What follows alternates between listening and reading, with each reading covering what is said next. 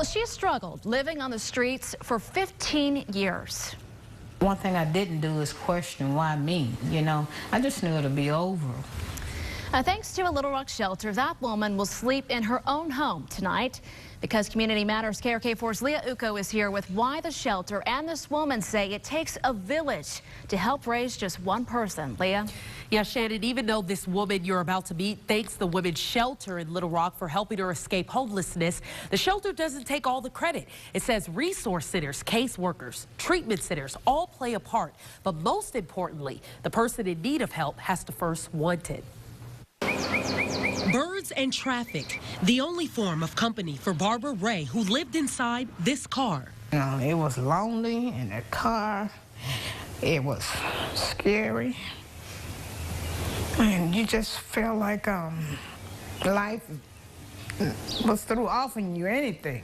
She says a difficult divorce led to minimum wage jobs that forced her to live on the street. Those green garbage cans you put out for the garbage man, I stayed inside of one of them. She asked friends for shelter. For a while, they'd help, but she says they'd eventually take advantage, telling her to perform sexual favors in order to stay. You stop and think, I'd rather walk the streets all night than to do this for a roof on my head. Her blessing in disguise came after trying to commit suicide. The Women's House in Little Rock took her in and gave her her first apartment in 15 years. I had a raincoat and a coat. And I got 4 pillows. Hello. Got this one to change in. Oh!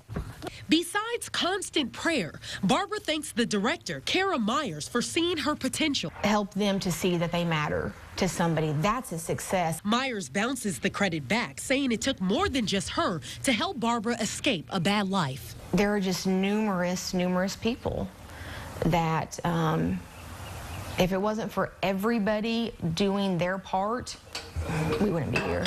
As for the people who took advantage of her when she needed help in the past, she says she's not holding any grudges against them, but she is crossing their names off her list of people to stay in contact with. And it's not that now I'm up or coming up or I have my own, I don't need you. It's that I don't want you in my life. When you think of giving up, push to keep going one more time. Barbara says that's all it takes to pull it together. Such thing as washing your face, I'll never take for granted ever again. Had she given up, she'd never have a kitchen to call her own. Hey, I got food. And also good news coming out of this, there is free space in the women's house now that Barbara has moved out. They are looking to help anybody in need, but say they first need to be prepared to get the help that they deserve. Also, Barbara says she plans to go visit her family back in Detroit next month. Back to you. Things definitely look